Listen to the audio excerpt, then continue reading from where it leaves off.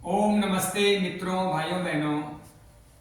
आज मैं आपको फ्रेश होने के लिए कैसे पेट साफ हो जाए आपका, उसके लिए कुछ चीजें गाइड करने जा रहा हूं। यदि आप ऐसा करेंगे तो निश्चय ही पेट साफ हो जाएगा, चाहे वो वेस्टर्न टाइप का टॉयलेट सीट हो या फिर हिंदी वाला नॉर्मल। देखिए, मेरे पास जितने भी फोन आते हैं और जितना भी मैसेज आता है उसमें बहुत बड़ा भाग होता है पेट की गड़बड़ी। पेट साफ नहीं होता, पेट साफ नहीं होता, पेट साफ नहीं होता। मुझे लगता है 90% से अधिक लोगों से जब मैं बात करता हूं तो उसमें पेट साफ नहीं होता। ये बहुत बड़ी समस्या बन के आती है। अब थोड़ा सा समझ लें, होता क्या है कि लोगों का मस्तिष्क अति सक्रिय हो चुका है आज के डेट में। जहां तकनीक, मैनेजमेंट, साइंस, इसने चमत्कार किया हुआ है। हर व्यक्ति पैसे के पीछे दौड़ लगा रहा है। पैसा पैसा पैसा, प्राण चला जाए लेकिन पैसा मिल जाए उसे। और उस पैसे को कमाने के पीछे क्या मकसद है? भोग, अधिक से अधिक भोग किया जाए। ये जितनी एडवर्टीजमेंट कंपनियां हैं सब टीवी पे आके और अधिक भोग करो, और अधिक भोग करो, और अधिक उपभोग करो, ऐसा लालच देते हैं। और हमारा लालची मन अति सक्रिय हो जाता है, जिसके कारण स्वास्थ्य खराब होता है और सबसे पहला पेट ही खराब होता है। क्योंकि जब मन अति सक्रिय हो जाएगा तो पेट में जितना ब्लड चाहिए, मल को निष्कासन करने में जो अपान वायु चाहिए, वो सब कम हो जाता, असंतुलित हो जाता है। क्योंकि सारी ऊर्जा तो मस्तिष्क में खत्म हो रही है। फिर आजकल लोगों की एक आदत हो गई है कि मोबाइल लेके ही बाथरूम में चले जाते हैं, मोबाइल के साथ खाना खाते हैं, मोबाइल के साथ गाड़ी चलाते हैं, मोबाइल के साथ किताब पढ़ते हैं। वो बताइए कितना खतरनाक है। जब ऊर्जा चार जगह खंडित हो रहा है, एक ही समय में टीवी देख रहा है, खाना खा रहा है, बातें कर रहा है, किताबें उल्टा रखा है और मोबाइल चला रहा है। जहां वो है वहां काम नहीं हो रहा, और जहां काम हो रहा है, भोजन हो रहा है, वहां पे आदमी उपलब्ध नहीं है। तो ऊर्जा का विखंडन तो होगा ही, फिर वो पाचन प्रणाली तो खराब होगा ही, प्रदूषण हो गया। वो भोजन नहीं हुआ, वह प्रदूषण हो गया। भोजन में विष हो गया, विषैला हो गया, अम्ल पित्त बन गए, उसमें भोजन में भयंकर गर्मी बन गई। कारण क्या है कि वो चबा भी नहीं पाएगा ठीक से, ढेर सारा खा जाएगा, जरूरत से अधिक, इतना अधिक खा लेगा कि सफोकेट हो जाएगा भोजन। पेट में वो घूम फिर के पच नहीं रहा है, आंतों की दीवार से नहीं टकरा पा रहा है भोजन, तो उसका जो प्रोसेस है शरीर में, पचने की व्यवस्था है, वो सब डिस्ट्रॉय हो जाता है, डिफेक्ट हो जाता है। तो ये सब कारण की वजह से सुबह जब मल निष्कासन के लिए व्यक्ति जाता है तो उसके दिमाग में इतनी अधिक चीजें चलती रहती है, अति सक्रियता होती है, ना वो शांति से बैठ पाता है, ना वो मस्तिष्क में ऊर्जा का वेग कम होता है ताकि पेट में ऊर्जा का वेग बढ़े। तो उसका रिजल्ट क्या होता है? पेट की खराबी, कब्ज हो जाता है। कब्ज मतलब वो सूख गया, मल चिपक गया, निकलना ही नहीं चाह रहा, वो अपनी जगह पे पड़ गया। आंतें इतनी निष्क्रिय हो गई कि मल फेंक नहीं पा रहा।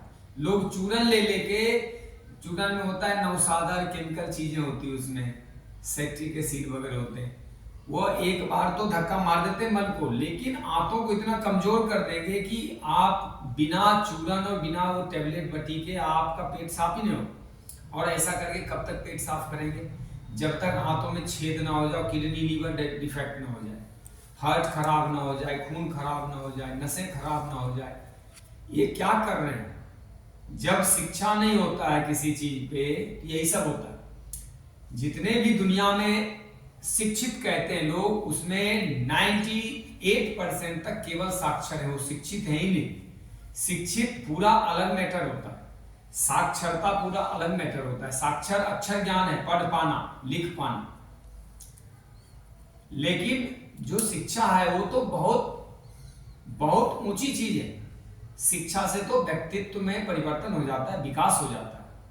इनर स्ट्रेंथ जो है, इनर जो व्यक्तित्व है, इसको इनर पोटेंसी जो है, क्षमता, वह शिक्षा से बाहर आता है। इसीलिए शिक्षित होना है ताकि आप हेल्थ बचा सके, धनवान बन सके, खुश रह सके। सबके पीछे शिक्षा ही काम करती है। शिक्षित जिस मामले में आप होंगे वो मामला आपका ठीक ठाक चलेगा, नहीं तो फिर साक्षरता और शिक्षा का घालमेल बना के आप हर मामले में विशेषज्ञ तो हो ही नहीं सकते। लोग बाग पढ़ लिख लेते हैं तो सोचते हैं मैं हर मामले में विशेषज्ञ होगा हूँ। एक मामले में विशेषज्ञ होने के लिए 20-20, 30-30 साल अध्ययन करने पड़ते हैं।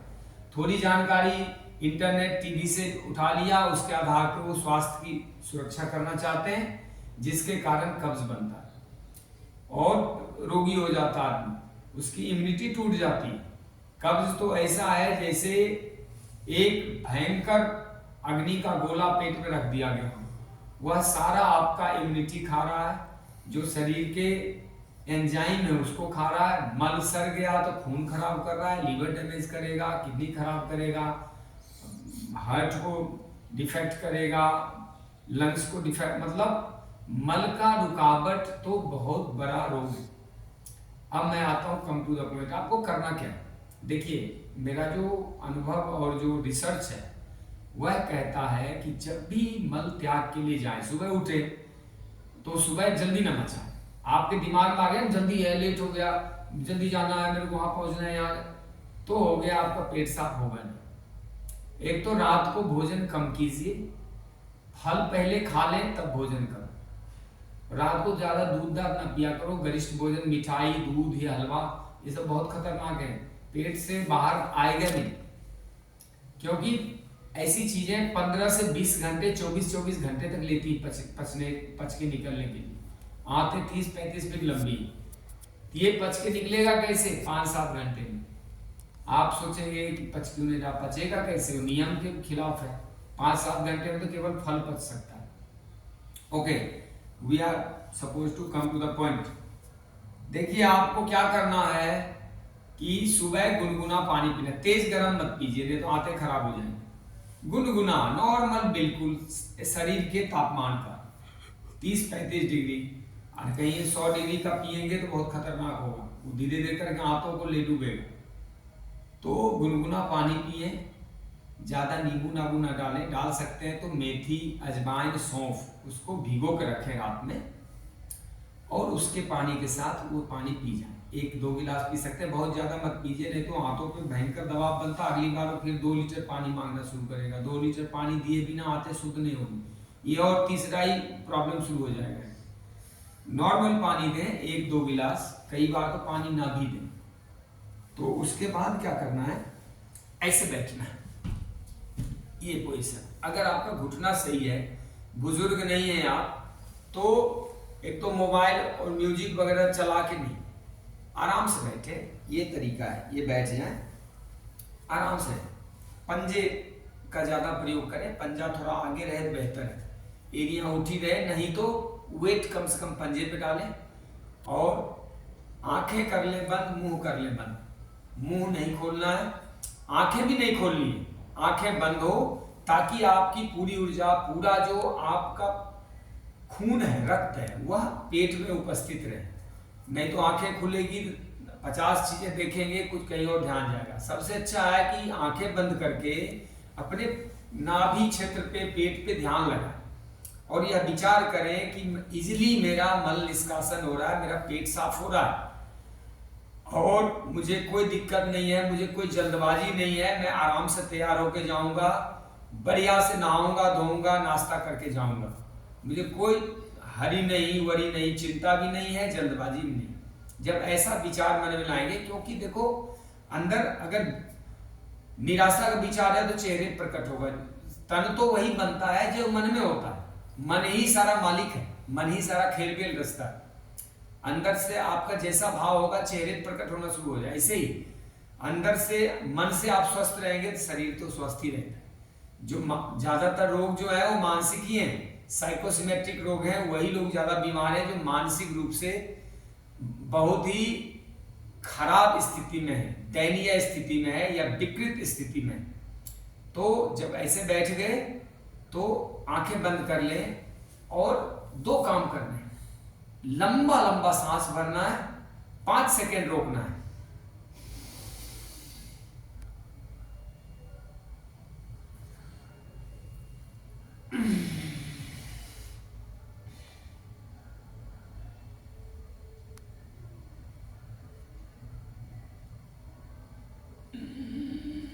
मतलब सांस भरना है 5 सेकेंड रोकना है, सांस छोड़ना है 5 सेकेंड रोकना है। ज्यादा नहीं, 10-15 सांसें भरोगे ना तो आंखें ढीली पड़ जाती, वो फेंकना शुरू कर देगा। बस आपने आंखें नहीं खोलनी। देखो मैं गजब का एक साइंस बता रहा हूँ, और मैंने ऐसे करके सैकड़ों लोगों को ठीक किया है।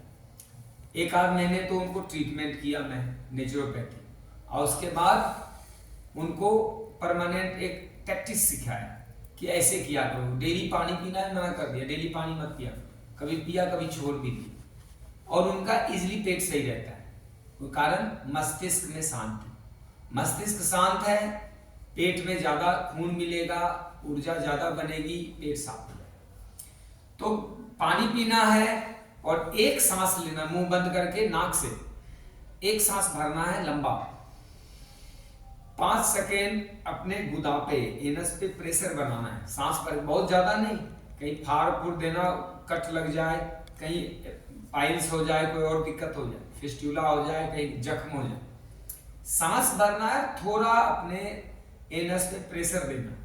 उस प्रेशर से क्या होगा, मल को धक्का लगेगा, हवाओं का, जो प्राण आप सांस भरे हैं उस हवा का धक्का लगेगा और मल आगे की ओर सरकेगा। ओके, अब दूसरा जो सांस आप खाली कर रहे हैं, 0 तक खाली करें, और अपने नाभि को और जो पेरू है, नाभि पेरू को पीछे की तरफ खींचे, पूरी ताकत से खींच दे, गुदा को ऊपर की तरफ खींच दे।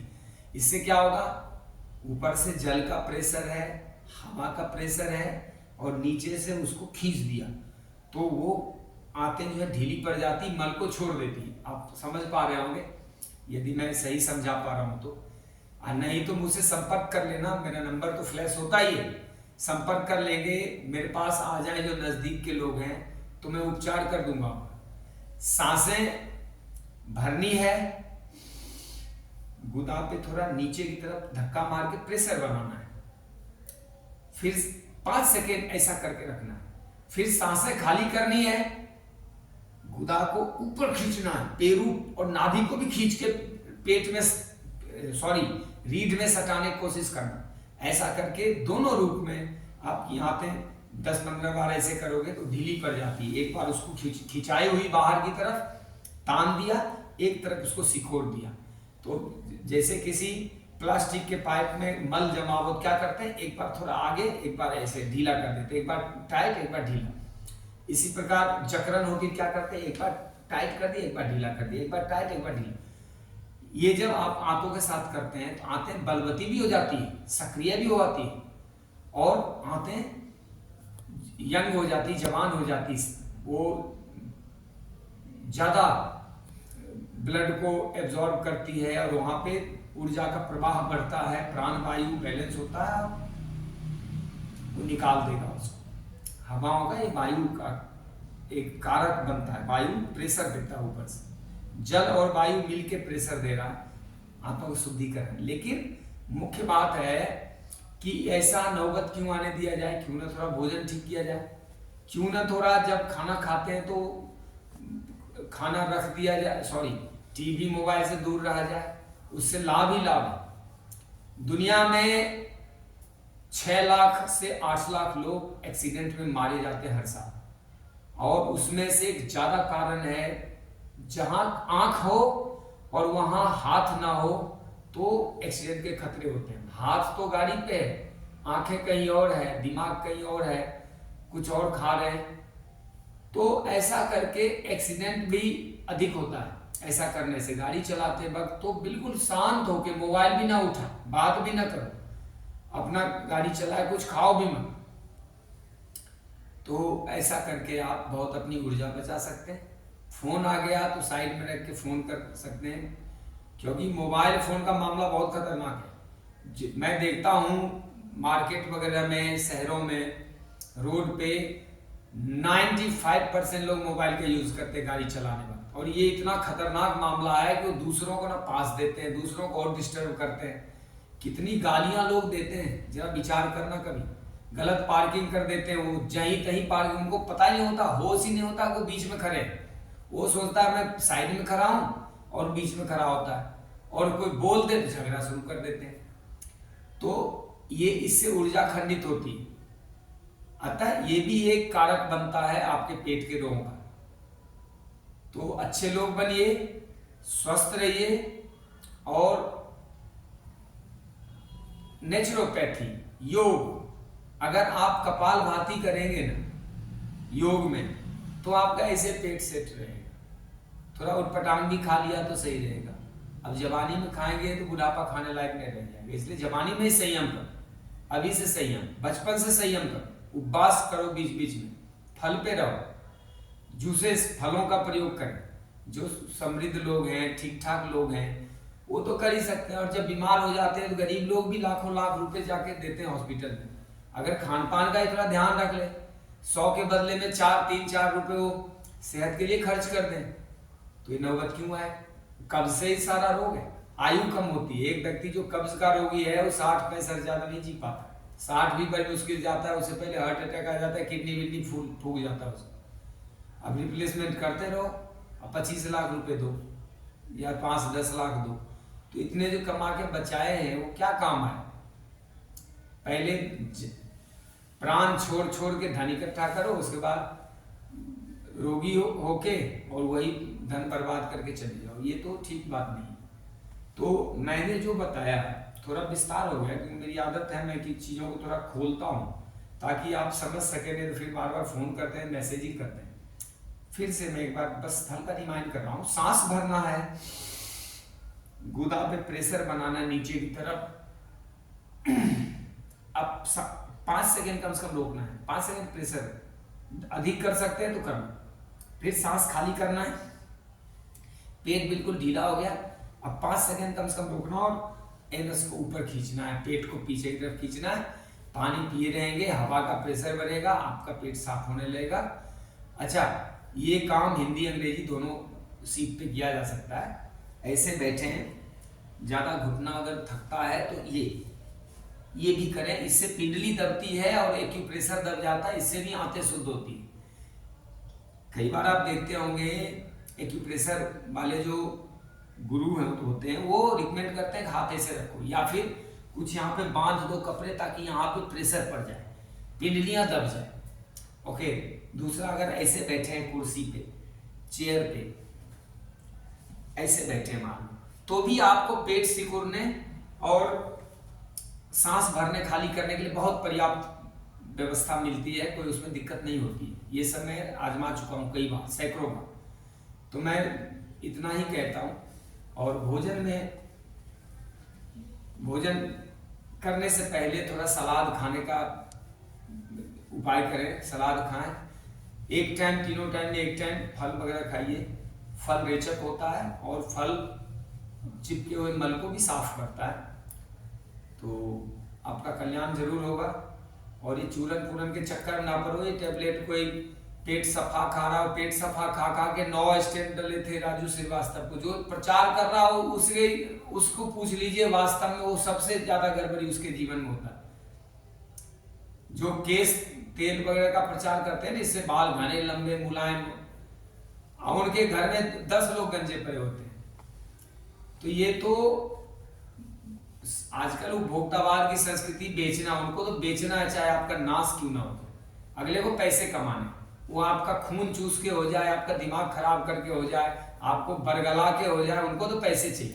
ये कंपनियां यही करती है, वो प्रोटीन और क्या क्या डब्बे, और आजकल एक हर्बल लाइफ चल रहा है, ऐसा भेजा खराब कर रखा है, सब चौवन्नी दान करके गोदान का पुण्य प्राप्त कर रहे हैं, और 6 महीना लेने के बाद उनकी ऐसी हालत हो जाती है आंतों की कि वो बड़े रोग डेवलप हो जाते हैं। इसी प्रकार कुछ से कुछ उटपटांग चीजें लोग खा रहे हैं, डब्बे पी रहे हैं, बच्चों को खिला रहे हैं, और सारे बच्चे बीमार पड़े, एक का भी पेट साफ नहीं होता, सर्दी जुकाम बुखार सालों भर चलता है। ये कौन सा क्या संस्कृति पनप रही, समझ नहीं आता। जय श्री राम, आपका कल्याण हो।